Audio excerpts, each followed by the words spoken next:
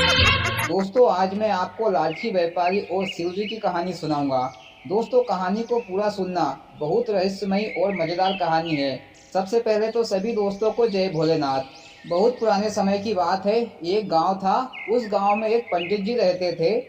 वह पंडित जी बहुत ही दयालु और सीधे साधे स्वभाव के थे और साथ ही शिव जी के परम भक्त भी थे, लेकिन गरीब भी बहुत थे।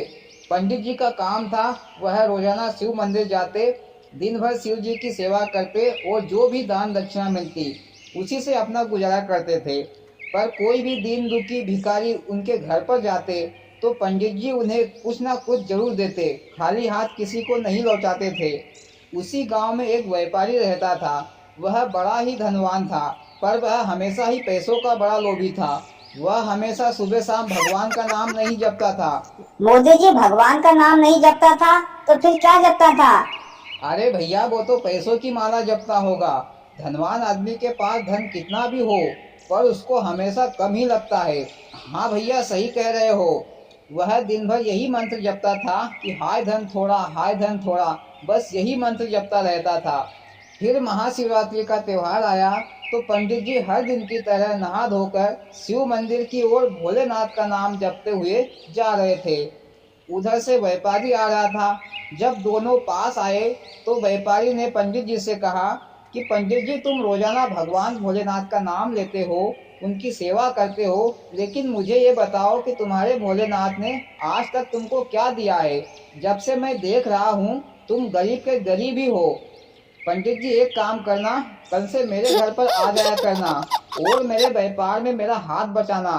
मैं तुमको अच्छी तनख्वाह दूंगा। कहाँ तुम पत्थर को पूंछते फिरते रहते हो? फिर पंडित जी बोला, सेठ जी, भगवान जो भी देता है सोच समझ कर देता है और मुझे शिव जी की कृपा से जो भी मिल रहा है उसी में मैं संतुष्ट हूँ। व्यापारी ने कहा कि कहाँ मैं अंधे को रास्ता दिखा रहा हूँ और अपना टाइम खराब कर रहा हूँ। ऐसा कहकर सेठ जी वहाँ से चल दिया। इधर शिव जी और पार्वती जी भ्रमण करने के लिए निकले। संयोग बस वे उसी गांव के जंगल में भ्रमण कर रहे थे। मोदी जी शिव पार्वती घूमने फिरने निकले थे क्या? हाँ भैया। फिर पार्वती जी ने भोलेनाथ भगवान से कहा कि पंडित जी तुम्हारा भक्त है, वह रोजाना तुम्हारी पूजा अर्चना सेवा करता है, पर भगवान जी आप उसे कुछ देते क्यों नहीं? उसके घर में खाने पीने के फजीते पड़ते हैं। तो शिव जी ने कहा कि देवी, आज शिवरात्रि है, आज मैं अपने भक्त पंडित जी को धनवान और माला माल कर दूंगा। पार्वती जी बोली कि प्रभु कैसे करेंगे धनवान? शिव जी बोले, देवी, पंडित जी ने जितने भी बिलपत्र मेरे शिवलिंग पर चढ़ाने के लिए लाए हैं, उन्हीं बिलपत्र से मैं पंडित जी को माला माल कर दूंगा। ऐसा कहकर भोलेनाथ भगवान और पार्वती जी वहां से चल दिए। परंतु संयोग बस ये सारी बातें व्यापारी ने सुन ली। फिर व्यापारी तुरंत पंडित जी के घर गया और पंडित जी से कहा कि तुम जो बिलपत्र आज शिवलिंग पर चढ़ाओगे वो सारे बिलपत्र मुझे दे दो। इसके बदले में मैं तुम्हें 100 सोने की मोहरें देता हूँ। पंडित जी ने कहा कि नहीं सेठ जी, ये बिलपत्र मैंने अपने श्रद्धा भाव से शिवलिंग पर चढ़ाने के लिए लाया हूँ, इसलिए मैं आपको नहीं दे सकता। लेकिन पंडिताई ने पंडित जी से कहा कि दे दो, हमें धन की जरूरत है और शायद सेठ जी को बिलपत्र की जरूरत होगी। पंडिताइन की जिद के कारण पंडित जी ने बिलपत्र से भरा थैला सेठ जी को दे दिया और 100 सोने की मुद्राएं ले ली। इधर सेठ जी की खुशी का ठिकाना नहीं था, क्योंकि भोलेनाथ ने ये कहा था कि बिलपत्र चढ़ाने से पंडित जी माला माल हो जाएगा। पर अब पंडित जी तो कंगाल ही रहेगा और मैं माला माल हो जाऊंगा। मोदी जी, सेठ जी तो बहुत ही बड़ा सियाना बन रहा है, बहुत ज्यादा दिमाग दौड़ा रहा है। हाँ भैया, सेठ जी को माला माल बनने की इल्ली काश रही है।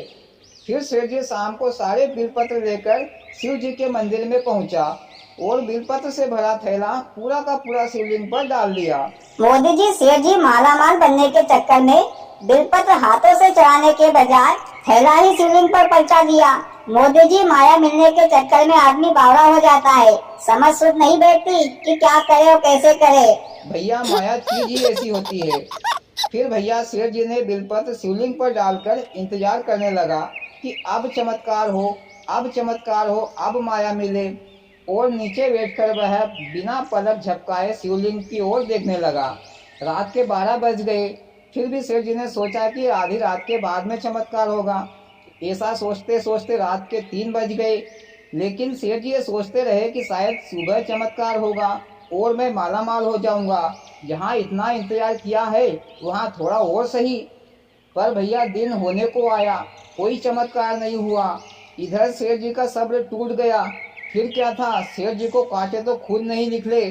फिर सेठ जी को गुस्सा आ गई तो सेठ जी ने शिवलिंग को उठाकर फेंकने की सोचा और अपने दोनों हाथों से पकड़ा।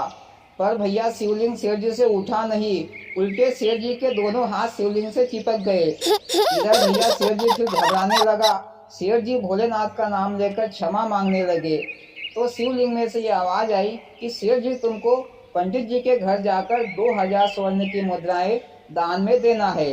अगर ऐसा नहीं किया तो तुम्हारे दोनों हाथ नहीं छूटेंगे।